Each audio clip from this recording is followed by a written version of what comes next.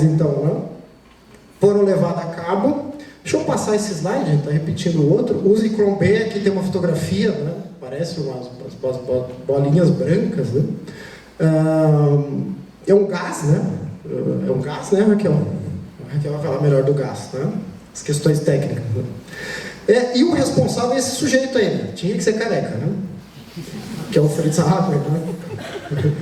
Que é o químico. Em 1918, gente, ele ganha o Nobel de Química por conta da síntese do amoníaco. Segundo o que eu li, ele é muito importante, Andressa, na indústria de alimentos, né? Então revolucionou, então foi muito importante, né? Achei legal essa parte, né? Agora, o uso, né, do Zyklon B nas câmaras de gás eu não achei tão legal, achei problemático, né? Ele é considerado o pai da guerra química. Depois tem toda uma história, gente. Ele poderia fazer um curso inteiro sobre o uso de armas químicas em diversos conflitos ao longo do século XX, né? Inclusive atualmente, né? O conflito entre Israel e o Hamas, né? Parece que teve um episódio lá em que os israelenses também utilizaram algum tipo de arma com essa natureza química, né? E o destaque do Fritz Haber, né? Ele veio para o Brasil, tá? A gente teve uma viagem para o Brasil. O destaque do ponto de vista aqui da análise crítica que a gente pode fazer é uma certa, que é muito comum em vários cientistas, é o que eu chamei ali de ambiguidade moral, que é mais ou menos assim, ó, traduzindo de forma bem simples. Eu fiz, um pouco a lógica do Oppenheimer, né? Eu fiz, mas não sabia que iam usar para isso. Eu fiz fazendo, fui fundo, né? Como dizem. Mas o que iam fazer com isso aí não é responsabilidade minha. Aí você pergunta pro cara, mas tu criou uma bomba? Não, mas a bomba pode ser estourada ou não. Eu só fiz a bomba. Quem jogou lá no meio do povo, eu não tenho culpa. Então, um pouco essa ambiguidade moral do cientista. Imerso no seu campo de produção de conhecimento, na sua curiosidade, ele ignora ou desconhece, não sei o que é pior, os efeitos e as consequências das suas criações. Esse é um problema terrível. A ciência sem consciência. Então, essa é a ambiguidade moral. Os carecas sempre são vilões nos filmes, né? Você já reparou? Na vida real, às vezes também, né? Aqui um outro, compartilhei com o Rodrigo, com o professor Rodrigo também, este outro sujeito, né, o Von Braun. Esse era engenheiro, né? Ele gostava de bomba, né? E ele é nazista, né? Ele morreu dizendo que não era nazista, né? Tem fotografias e tal, eu prefiro não colocar a fotografia dele com os chefes de uniforme, etc.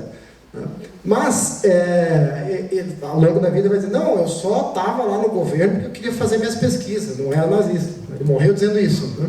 E ele tem essa frase, gente, olha que interessante, né?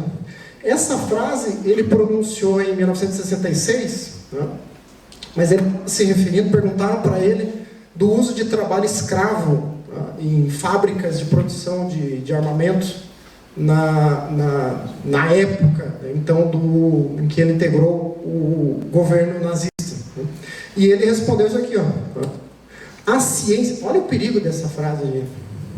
A ciência em si não tem dimensão moral. Dizem que o Maquiavel, muito provavelmente, está no inferno agora. Nicolau Maquiavel escreveu O Príncipe, né? Lá no século XVI. Por que o Maquiavel estaria no inferno? Por que muita gente não gosta do Maquiavel? Porque o Maquiavel, em certa medida, ele vai dizer que a política também não tem uma dimensão moral. Ou seja, não se importa com bem e mal. Se importa com as finalidades. Com o que ou mais que isso, com aquilo que é preciso ser feito. O que a gente precisa fazer para chegar em determinado objetivo? Se você ignora a dimensão moral, as consequências dos seus atos, você pode ou não fazer virtualmente qualquer coisa. Digam sim, só para continuar. Sim, você pode fazer qualquer coisa. E dormir tranquilamente à noite, acreditando que você cumpriu um dever moral de civilizar aquele povo, aquela gente. Então você pode prender, pode matar, pode exterminar e ainda assim ser um bom cristão, tranquilamente. Então isso é um problema, tá? Aqui o Von Braun. Tá? Essa aqui é a bomba mais famosa que ele criou para os nazistas. Tá? Não sei se vocês conseguem ver, gente. Tem pessoas aqui, ó. Vocês conseguem ver? Sim? Vejam só, o tamanho de uma pessoa perto da bomba. Essa aqui chamava V2, tá? Se eu não me engano. Esse era o nome dela. Depois, aí que está a curiosidade, depois da Segunda Guerra Mundial, ó, ele morre em 77, ele morreu nos Estados Unidos. Ele foi para a América e ele é um dos grandes cientistas responsáveis pela vitória dos americanos na corrida espacial. Ele trabalhou na NASA durante muitos anos. Ele trabalhou na missão Apollo, na famosa. Tá? Então tá aí. Não sei se redimiu ou não, ou piorou a coisa. Né? Daí a gente pode dizer, mas as guerras produzem muito progresso técnico.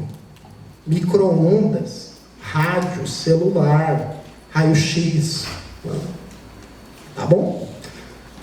Bom, desculpem a imagem, gente. Esses 4 meninos são refugiados poloneses, tá? Presos em campos de concentração. Muito provavelmente morreram, tá?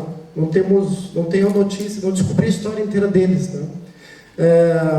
Mas, obviamente, o impacto, a importância de se discutir o nazismo e os fascismos, o nazismo é um tipo de fascismo, né? Os fascismos em geral é por conta das consequências políticas desse tipo de regime, né? E do que eles fazem. Né? O que fazem, né? Eles transformam o próprio Estado numa máquina de extermínio e de morte. Tudo aquilo que não cabe ou não é considerado o ideal, a raça superior, se torna um problema. E precisa e deve ser eliminado e exterminado. A ideia de que existem pessoas superiores e inferiores. Toda, entre aspas, uma ciência se desenvolveu dizendo e sustentando esse tipo de ideia que hoje não tem mais nenhum tipo de embasamento. Nós sabemos que, do ponto de vista genético, por exemplo, existe mais similaridade em pessoas diferentes do que em pessoas que parecem iguais. Não é? Hoje nós temos esse tipo de conhecimento. Então veja, o holocausto, gente, tem vários termos. Tá? Usei o holocausto mais comum, tá? Mas os conceitos também são discutíveis. Mas o que se chama de holocausto é uma das experiências mais terríveis e, em diversas perspectivas, inédita na história da humanidade. Nós não temos outros momentos da história com os campos de concentração funcionando como funcionaram com o nazismo. Há um elemento de ineditismo nesse sentido. Bom, eu passo então. Bom, na história, gente, tem toda uma discussão que é muito antiga, vem lá do Império Romano, da Grécia Antiga, de que a história seria a mestra da vida. O que isso significa dizer? Significa dizer que com o passado a gente poderia aprender com os erros dos nossos antepassados e não repeti-los. E isso não é bem verdade, tá? Essa pintura que está aqui, essa gravura, na verdade, gente, é de um artista espanhol chamado Francisco Goya. Ela é de 1799. Não sei se vocês conseguem ver ali, ó, mas tem uma mensaginha. O nosso personagem principal do desenho está dormindo, né? Tem alguém dormindo, hein? Não, que bom, amém. Ele está ali dormindo, cochilando, tá? E embaixo aqui está escrito, ó, o sonho da razão produz monstros. O sonho da razão produz monstros. É século XVIII, tá? 1799. Hoje, os monstros já estão todos por aí. A razão já produziu esses monstros. Um dos capítulos que eu trouxe aqui, óbvio, é o desses cientistas nazistas, tá? Para a gente pensar. Então vejam, a ciência produz coisas maravilhosas, não dá para negar. Já falei, vacina, produção de alimento é uma coisa boa. Mas também produz monstros. Eu não sou cientista, não me considero cientista. Vocês são e serão. Que tipo de sonho que vocês vão motivar, vão produzir? Que tipo de interesses vocês vão servir? Então vejam, todos nós servimos a interesses. Eu sempre converso com a professora Lília, eu sempre digo, nós damos aula para elite, vocês são elite. Meia dúzia de alunos aqui é classe C, D, vocês são elite. A elite serve para quê? Para dominar, para exercer o poder. Eu vejo aqui nesse auditório hoje políticos. Engenheiros, óbvio, mas vejo políticos. Vejo pessoas que vão para a administração do Estado ou de grandes empresas. Vão exercer o poder, vão controlar um conjunto de outras pessoas, vão guiar os rumos da sociedade. Verdade ou mentira? Quem quer ser político, levanta a mão. Opa, tem um lá. Boa sorte. Vamos lá, gente. Já vou terminar, acho que passei do meu tempo, né, Raquel? Gostaria de falar de mais uma lista só, tá? Uma coleção de gente boa, né? Então, tudo no paraíso, viu? Que é o Eichmann, tá? É aquele que eu mencionei que foi capturado em Buenos Aires, tá? E foi julgado, foi levado para Israel e foi julgado pelos seus crimes. O Eichmann, ele era um cara mais ou menos intermediário na burocracia do Estado. Ele tinha responsabilidade nos campos de concentração, ele trabalhou em vários, mas principalmente em Auschwitz, ele tinha a responsabilidade de receber os presos, né? As pessoas que iam morrer, né? E coordenar, né? Administrar, fazer parte da administração burocrática do campo de concentração. Ele tinha um papel intermediário, ele não era nem um alto escalão e também não era um baixo escalão. Ele era um intermediário. Fugiu para Buenos Aires e acabou capturado, tá, pela inteligência judaica, né, e levado a Israel, julgado e condenado à morte. Tem filme sobre ele, tá? Mais de um inclusive, porque o julgamento dele foi transmitido na época no rádio e na TV, foi um evento, assim, um acontecimento. E uma filósofa que eu gosto muito, que havia fugido da Alemanha nazista e acabou indo parar nos Estados Unidos, chamada Hannah Arendt, ela foi convidada por um jornal para acompanhar o julgamento do Eichmann.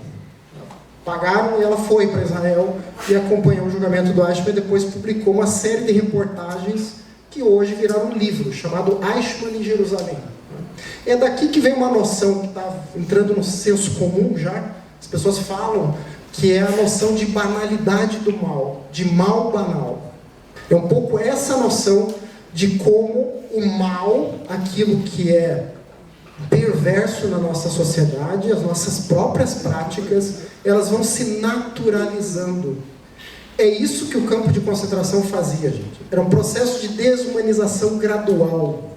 A primeira coisa que acontecia no campo de concentração era raspar a cabeça de todo mundo, né? Tirar as roupas. Se vocês não viram, gente, tem que ver um filme muito bom do Spielberg. Como é que chama o filme do Spielberg? A Lista de Schindler. Tem que ver esse filme, gente. É terrível, né? A Lista de Schindler mostra assim, ó, tinha galpões para guardar as coisas dos presos, dos judeus que chegavam, né, dos capturados, e tinha pilhas de joias, pilhas de roupas, pilhas de roupinha de criança, de sapatinho, pilhas de dente, de ouro. Era uma forma de guardar, né, a riqueza também, era no dente. Então veja, é terrível. Depois, as imagens contrastam, né? As pilhas de objetos pessoais, individuais, dessas pessoas, contrastam com as pilhas dos corpos queimados. É terrível. A Lista de Schindler, um dos melhores filmes feitos até hoje sobre as experiências dos campos de concentração. O Spielberg é judeu, viu? Então veja, o que a Hannah Arendt, a gente chegou à conclusão, para resumir, em relação ao Eichmann, ao caso do Eichmann. Tá? O problema do Eichmann, gente, não é que ele era mau. Ela acompanhou todo o julgamento, que durou semanas, e a conclusão é de que ela não viu um sujeito mau, uma pessoa má no Eichmann, mesmo tendo feito muitas coisas más. Esse é o ponto. Mas é o famoso só aperta o botão, ou o famoso fiz porque me mandaram. É a pessoa que obedece ordens. E claro, obedecer ordens é gostoso. O pessoal casado, quem é casado, não foi casado, né? Mas o pessoal, o Edilson, né? É bom ser mandado pela mulher. É confortável. Porque você não precisa pensar mais, você não precisa tomar decisão. A pessoa diz, vai lá lavar a louça. Tu vai lavar a louça. Não precisa pensar, não precisa fazer nada. É a posição mais confortável. Agora, pensar. Percebam que tem uma flechinha aqui, tá, gente? Pensar, julgar, tomar uma decisão e agir, isso aqui é para poucos. Isso exige um grau de reflexão. Exige postura. Por isso que é uma questão ética. Então, como a gente se comporta, nem sempre na nossa sociedade envolve esse processo. Por vezes é automatizado. Meus alunos sabem, falta reprova, tem que fazer o projeto, tem nota. Então, ser aluno é confortável. Tu vai lá, senta, assiste a aula, dia tal tem prova, faz não sei o quê, o professor fica mandando, toda aula tem coisa para fazer. Agora, se tiver que seguir essa ordem, aí complica um pouco mais. Aí tem que virar adulto, né?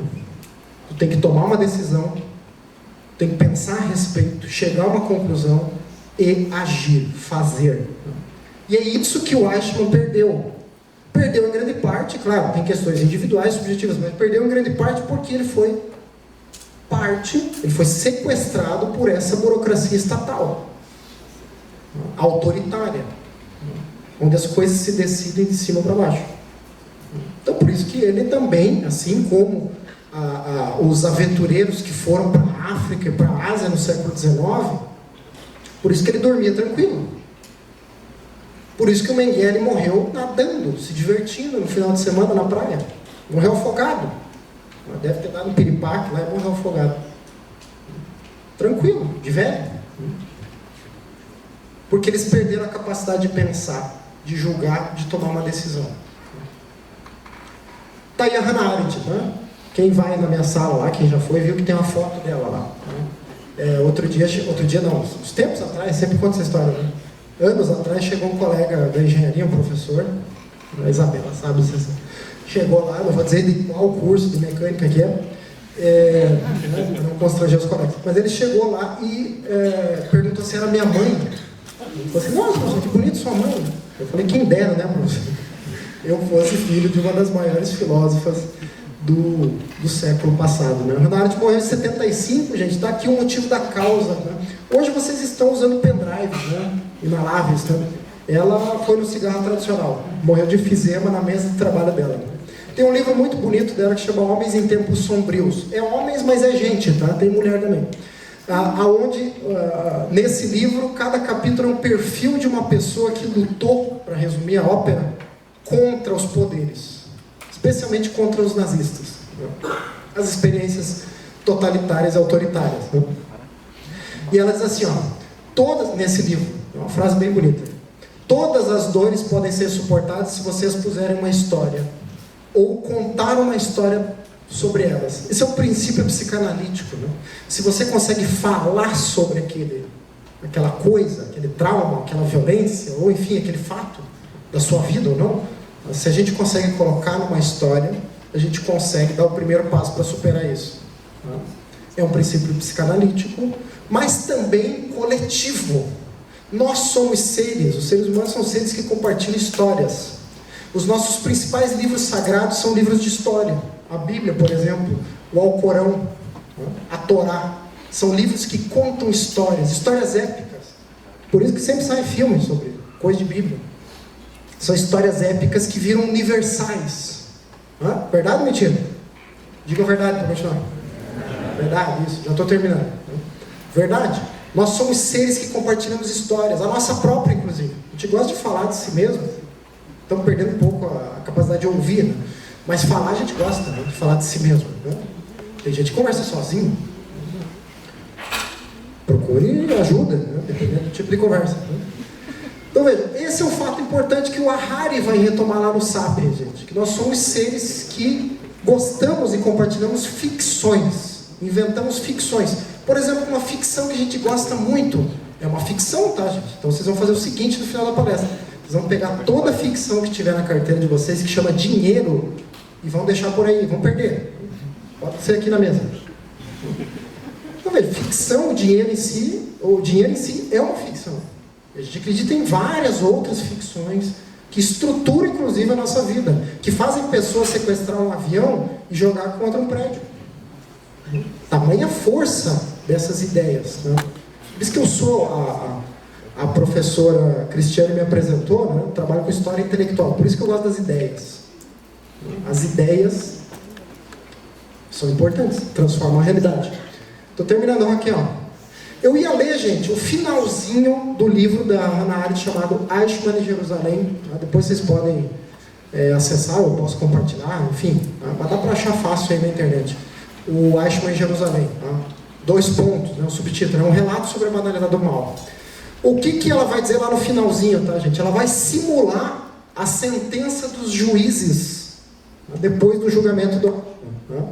E ela vai usar uma palavra que eu destaquei aqui, ó, que é obediência e apoio. Ela vai dizer que no caso do Eichmann, como ele foi, isso foi um argumento no julgamento, como ele foi obediente aos seus patrões, à burocracia que ele fazia parte do Estado, essa obediência e esse apoio significavam a mesma coisa. Então você ser obediente e apoiar, você dizer que eu tenho o dever de servir a esse Estado dessa maneira, cumprir ordens, né, são equivalentes. O que pode se aplicar a vários cientistas. Por que tu fez uma bomba nuclear? Fui contratado pelo Estado, estava desenvolvendo pesquisas, cálculos, parecia uma coisa incrível. Eu queria deixar minha marca na história. Pode ser isso. E aí ela vai fazer essa brincadeira, né? Ela vai dizer que se ele escolheu fazer parte de um regime político que exterminou pessoas, ou seja, proibiu, negou a essas pessoas o direito de coexistir nesse planeta que é a nossa casa, agora que ele foi julgado, ele deveria, ela usa a palavra dever de novo, né? A palavra deve, né? Por isso que ele deveria morrer na forca. Que foi o que aconteceu, ele foi enforcado. Foi condenado à morte. Então, os nossos atos têm consequências. Tá? Depois eu posso compartilhar essa apresentação. Então seria isso, gente. Obrigado. Espero que não tenha terminado muito para baixo, né? Mas já vai vir aí a Raquel e o Rodrigo. Obrigado.